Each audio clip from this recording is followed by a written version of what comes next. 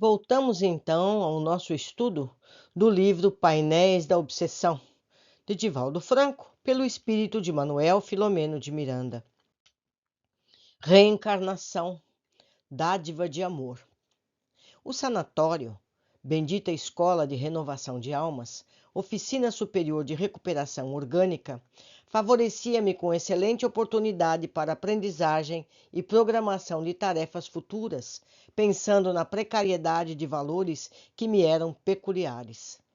Tivera ensejo de estagiar, em outras vezes, em hospitais para alienados mentais e obsessos, presídios, penitenciárias, onde criaturas humanas apresentavam-se reduzidas a situações penosas, mas em cujos lugares o amor colocara socorros e providências valiosas para os tombados nas armadilhas da invigilância pessoal. Defrontando agora um campo diferente de observações e serviços que ofereciam imensa colheita de compreensão dos engodos e delitos humanos, nesta área que dantes me haviam passado desapercebidos. As constrições físicas promovidas pela incidência psíquica de entidades enlouquecidas em desforço selvagem era um capítulo novo nas experiências em que me candidatava à autoiluminação através do auxílio fraternal dispensado pelas equipes especializadas, destacadas para esses cometimentos relevantes. Cada paciente era-me um quadro clínico de particularidades características do ponto de vista espiritual, no qual ressaltava genericamente o desconcerto que promovera contra as leis e resultava da própria incúria ante as dádivas superiores da vida, a todos sendo concedidas em caráter de igualdade. A bondade e firmeza do Dr. Arnaldo Lustosa revelavam-me um companheiro conhecedor da alma humana em face da acuidade ante os problemas dos internados, bem assim, em razão da sabedoria com que comentava os aspectos negativos de cada caso, deixando sempre perceber-se os fatores positivos ao alcance de todos e nem sempre necessariamente aproveitados.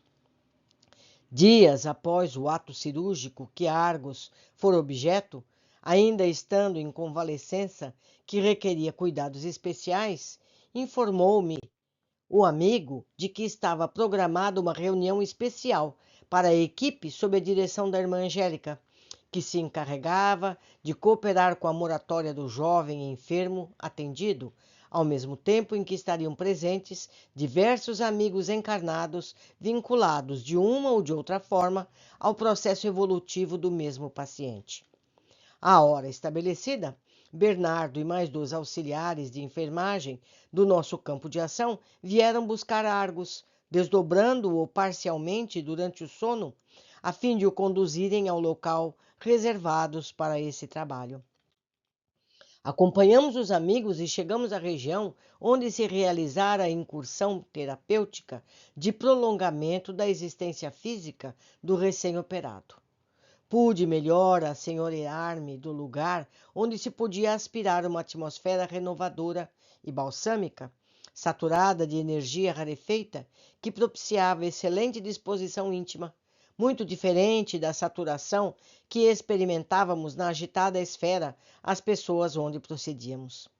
O recinto, de características arquitetônicas delicadas, fazia recordar os antigos anfiteatros greco-romanos, com a sua forma semicircular e a parte centro-frontal elevada em pequeno plano quadrangular, onde se encontravam os encarregados dos esclarecimentos e preleções.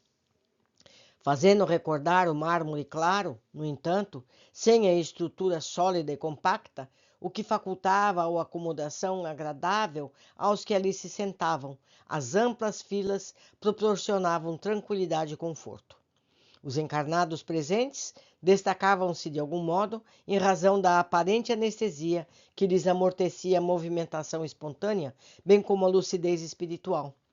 Acompanhados pelos seus instrutores ou pelos encarregados daquela atividade, misturavam-se a desencarnados mais lúcidos e a outros espíritos que deveriam mergulhar dentro em breve na neblina carnal, para futuros processos recuperadores sobre o beneplácito da reencarnação.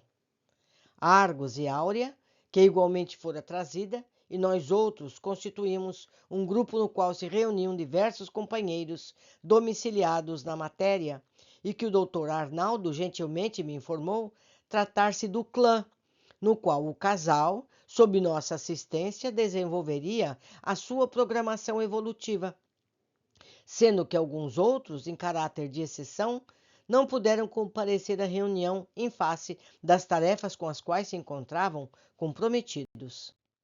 Deveríamos ser um auditório de aproximadamente 200 entidades de ambos os planos da vida. O que a gente tem que destacar aqui?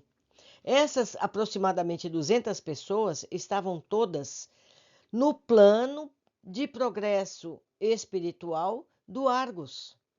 Olhem, meus amigos, quantas pessoas cada um de nós se relaciona. Aqui estamos amigos, parentes, professores. São pessoas que se relacionam conosco e estamos todos na mesma teia de progresso. Assim como Argos tem, nós também temos um grupo de pessoas com quem estamos vinculados. Mas vamos continuar. A benfeitora encontrava-se no proscênio, é a parte mais alta, mais à frente do teatro, do anfiteatro. Banhada de luz safirina, vestindo uma toga à romana que lhe caía até os pés, assessorada por duas jovens de bela fisionomia e por dois venerandos anciãos que compunham a mesa diretora. Após serem entretecidas ligeiras considerações por um dos nobres senhores, explicando a finalidade do encontro e referindo-se à irmã Angélica, foi proferida a comovedora oração, mediante a qual se rogava as bênçãos do Senhor, sendo a palavra concedida a dedicada mentora. Dr. Arnaldo, a meia voz, esclareceu-me que aquele espírito gentil era o irmão Eber, o responsável pela colônia onde nos encontrávamos e que se encarregava da administração do núcleo de refazimento e trabalho.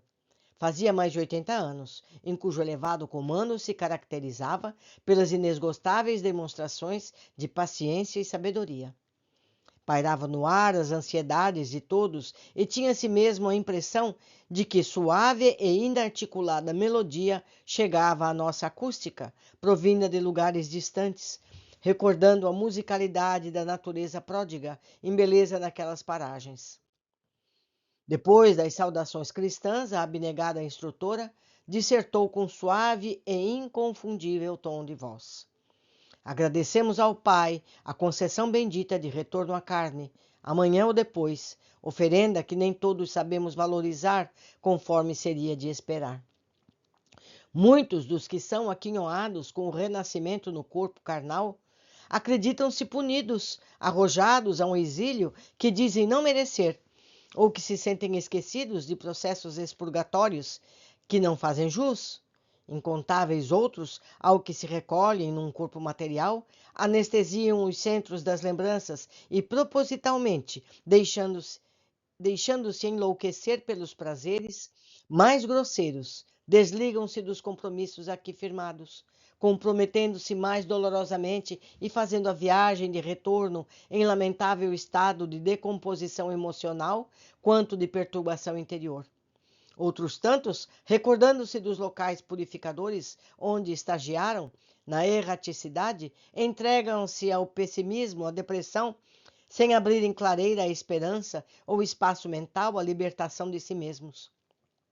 Não faltam aqueles que se reencontram com amigos e desafetos antigos, a fim de santificarem a afeição.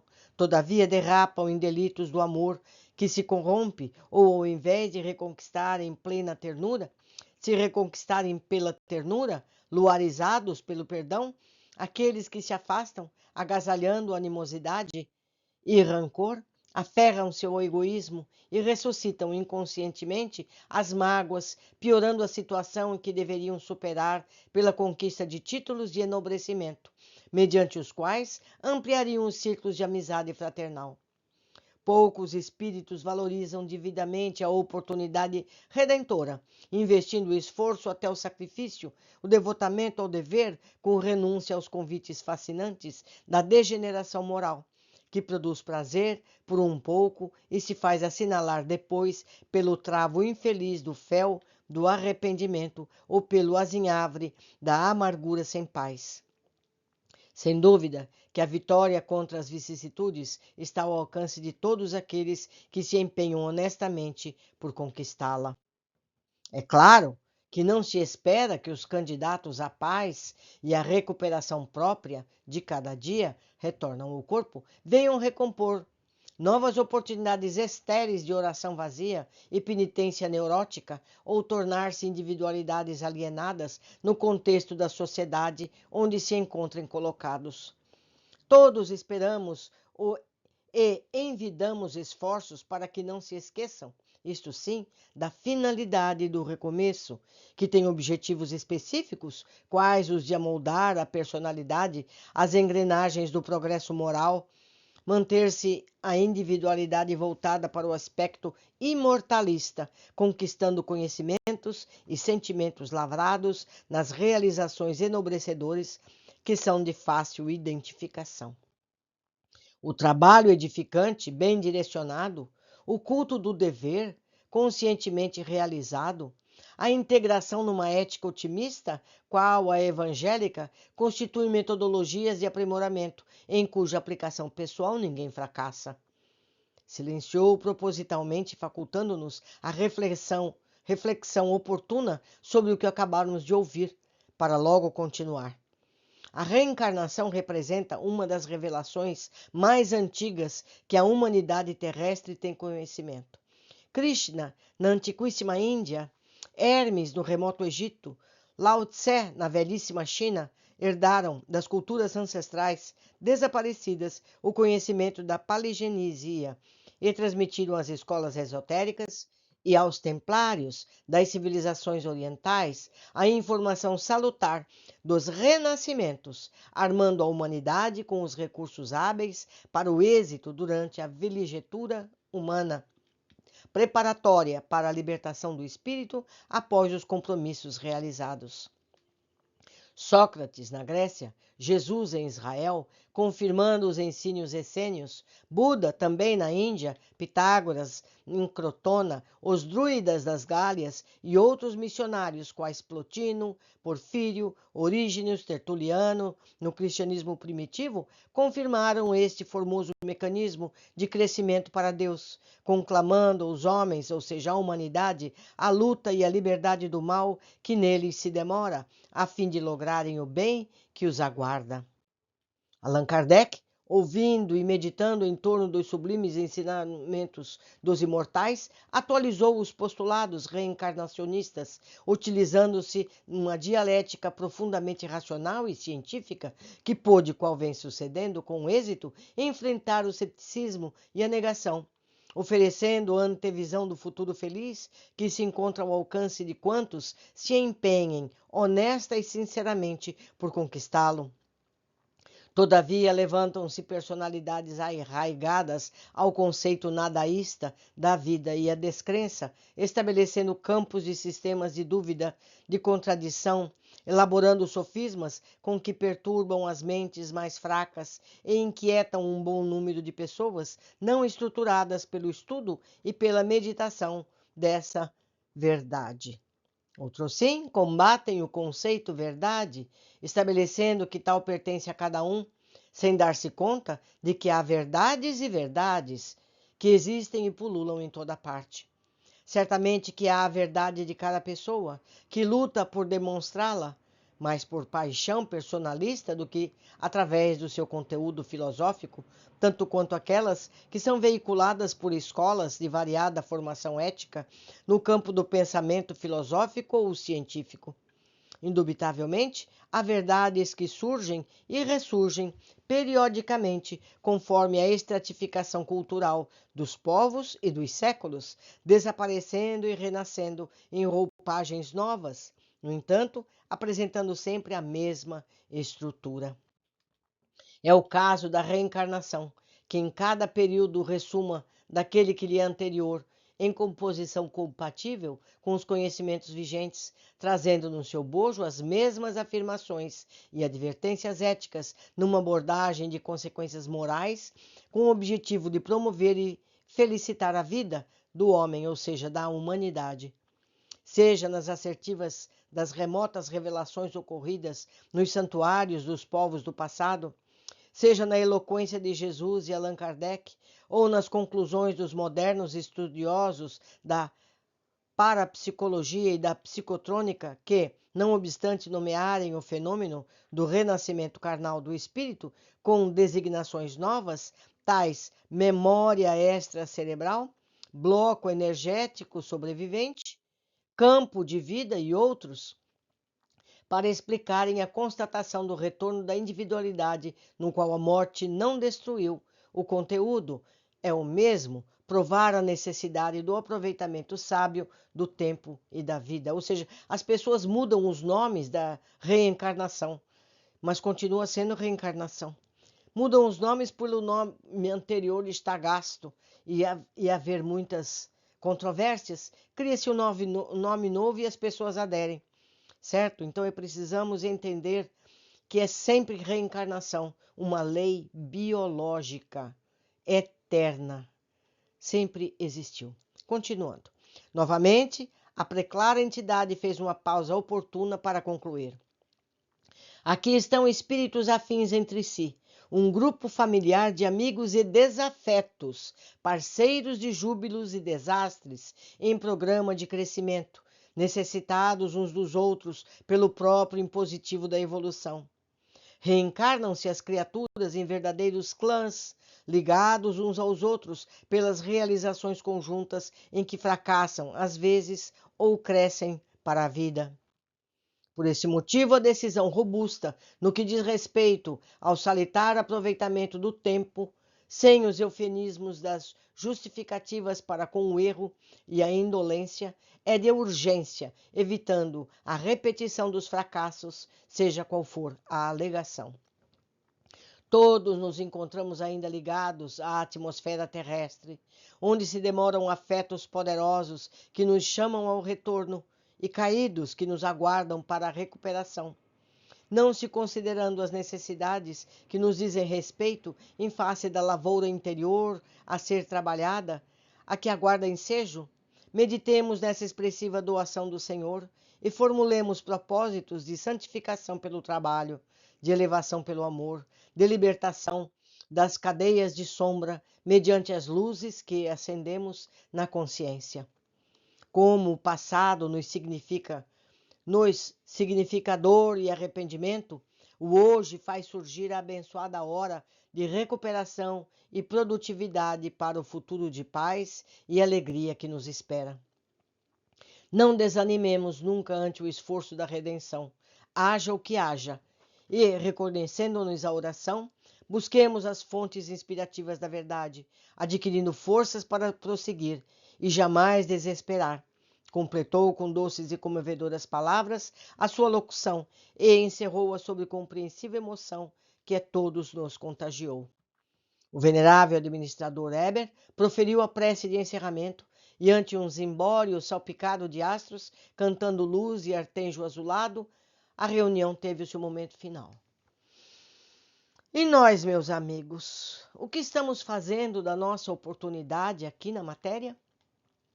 Estamos aproveitando, estamos estudando, estamos pacificando os nossos desafetos, estamos levando paz uns aos outros, ou estamos estimulando ainda as contendas do passado? Nós temos ainda pessoas com quem nós nos damos? Precisamos fazer as pazes, precisamos entender-nos uns aos outros, porque não temos saída.